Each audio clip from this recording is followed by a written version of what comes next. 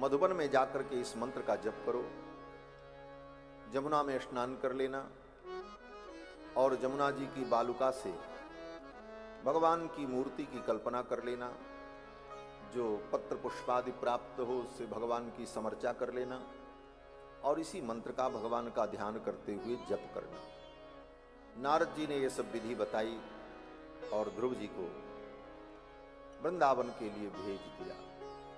गुरु के वचनों में विश्वास करके ध्रुव जी आए और जैसा जैसा नियम नारद जी ने बताया था उस नियम में ध्रुव जी लग गए और कथा आपको मालूम है, उन्हें सिद्धि की प्राप्ति हुई, भगवत दर्शन हुआ। कारण बोले गुरु के वचन में दृढ़ विश्वास के कारण सिद्धि की प्राप्ति हुई। आज तो सदगुरु मिलते हैं, बड़े बड़े महापुरुष जीवन में मिलते हैं, लेकिन वो जो कहते हैं, जितना नियम बताते हैं, व्यक्ति उसमें अपनी बुद्धि से संशोधन करता है, अपने हिसाब से चलता है, इसीलिए उसको सिद्धि की प्राप्ति नहीं होती। गुरु के वचन प्रतीति न जेहि, सपने हो सुगम न सुख सिद्धि। सपने में भी उसको सिद्धि की प्राप्ति नहीं हुई। कारण बोले गुरु जी ने जो बताया उसमें अपनी बुद्धि लगा ली। गुरु जी ने जितना बताया, लकीर के फकीर बन जाओ, कहावत है लकीर के फकीर ना, तो लकीर के फकीर बन जाओ। जितना बता दिया उसमें कोई संशोधन नहीं, वैसा ही करो विश्वास के साथ, तो निश्चित सिद्धि की प्राप्ति होती। ध्रुव जी आए और इधर ध्रुव जी के पिताजी महाराज उत्तानपाद, उनको जब पता चला कि मेरा 5 वर्ष का बालक राज्य छोड़कर तप करने के लिए जंगल में चला गया, बड़े व्यथित हुए, उनको पश्चाताप हुआ, मेरे कारण ये सब हुआ, मैं कितना निर्दयी हूं, मैंने अपने पुत्र को निर्वासित कर दिया, मेरे कारण मेरा पुत्र वन में चला गया, क्या खाएगा क्या पिएगा, जंगल में कैसे रहेगा, ये सोच करके महाराज उत्तानपाद अत्यंत दुखी हो रहे थे। तब तक नारद जी वहां पहुंच गए और नारद जी ने जाकर के कहा, राजन आप चिंता मत करो, आपका पुत्र गया है, वो सुरक्षित है, भगवान उसकी रक्षा करेंगे और अति शीघ्र वो तपस्या पूर्ण करके भगवान का साक्षात्कार करके आएगा और आपके यश और कीर्ति का भी संवर्धन होगा। ये सब समझा करके नारद जी चले गए और इधर श्री ध्रुव जी महाराज मधुबन में आए, जमुना में स्नान किया। जैसे जैसे नारद जी ने कहा था उस प्रकार से उन्होंने सब विधि की पूजन किया और फिर मंत्र का जप करने लगे, भगवान का ध्यान किया, अपने मन को समाहित करके मंत्र का जब जप करने लगे तो मंत्र जप में ध्रुव जी की ऐसी दृढ़ निष्ठा हुई और ऐसा मन लगा कि 3 दिन 3 रात्रि तक लगातार मंत्र का जप करते रहे। त्रिरात्रांते त्रिरात्रांते कपित्थवदरासन, 3 दिन 3 रात्रि तक लगातार मंत्र का जप करते, 24 घंटे। हम लोग 2-4 माला जपने का नियम लेते, वो भी नहीं पूरा होता। कभी कभी तो माला जपते समय माला झोरी के ऊपर से ही टोते हैं, सुमेरु कब आएगा जल्दी पूरा हो, अंदाजा लगाते रहते, बोले अभी कितना देर लगेगा पता नहीं। ऐसी भक्ति से भगवान प्रसन्न नहीं होते। भक्ति कैसी हो, बोले महाराज अखंड हो और दृढ़ हो।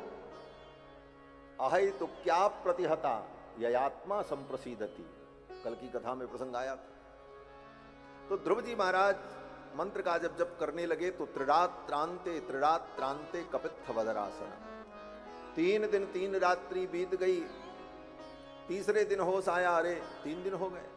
फिर स्नान इत्यादि किया और कपित्थ फल बेर फल लिया, जो कुछ जंगल में मिला, भगवान की पूजा इत्यादि की और फिर मंत्र का जप कर लिया।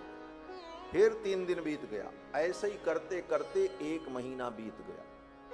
प्रथम मास में केवल 10 दिन, क्योंकि 3-3 दिन पर एक दिन कुछ लेते थे, वो भी क्या लेते थे, कपित्थ फल और बेर फल। 3 दिन पर एक बार कपित्थ फल बेर फल ले लेते, जमुना जी का जल पी लेते और फिर मंत्र का जप।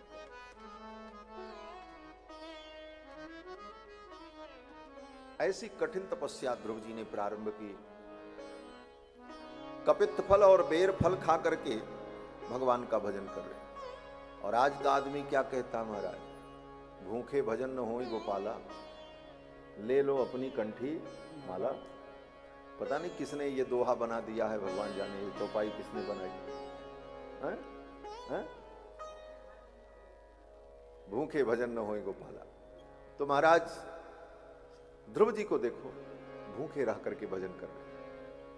कपित बेर फल केवल शरीर के रक्षण के लिए, जीवन निर्वाह के लिए, और बाकी त्याग पूर्वक उनका भजन चल रहा।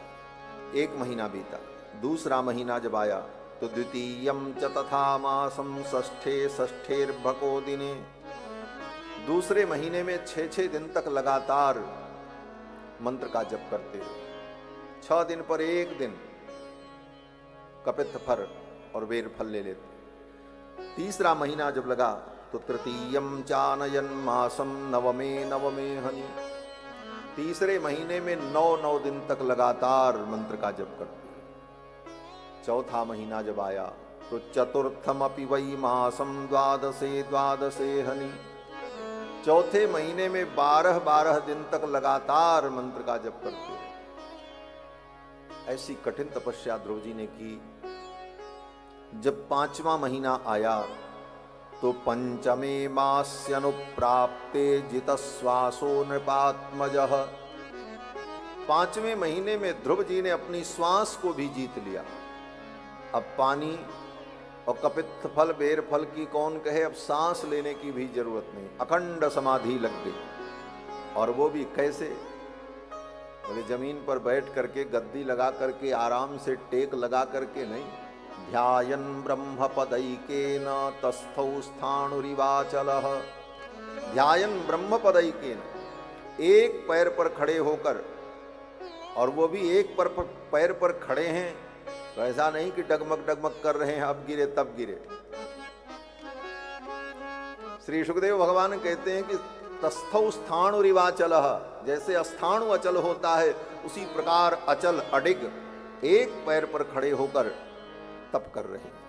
सर्वतो मन आकृष्य, चारों तरफ से अपने मन की वृत्तियों को खींचकर, भूतेन्द्रियाशयम ध्यायन भगवतो रूपम, भगवान के रूप का अपने हृदय के अंदर ध्यान करने लगे। नाद्राक्षित किंचना परम, भगवान को छोड़कर, उनके स्वरूप को छोड़ करके और कोई चिंतन नहीं। अपनी समस्त इंद्रिय की वृत्तियों को एकीकृत करके अपने हृदय के अंदर भगवान के दिव्य रूप का ध्यान करने लगे। अखंड समाधि लग गई। यह स्थिति जब ध्रुव जी की हुई तो ध्रुव जी की तपस्या से जितने देवता थे सब व्याकुल हो गए। सारे देवता भगवान के पास गए, बोले महाराज हम तो मर जाएंगे। बोले क्यों? बोले हमारी सांस बंद हो रही, सबकी सांस ऊपर नीचे होने लगी। ध्रुव जी की तपस्या के कारण तो भगवान मुस्कुराने लगे और भगवान ने कहा चिंता मत करो, मेरा भक्त ध्रुव तप कर रहा है, इसलिए ऐसा हुआ है। मैं अतिशीघ्र जाऊंगा और जाकर के अपने ध्रुव को दर्शन दूंगा, उसकी तपस्या को पूर्ण करूंगा। ये कह करके भगवान ने देवताओं को सांत्वना दी और फिर भगवान अपने भक्त ध्रुव का दर्शन करने के लिए मधुबन में आए।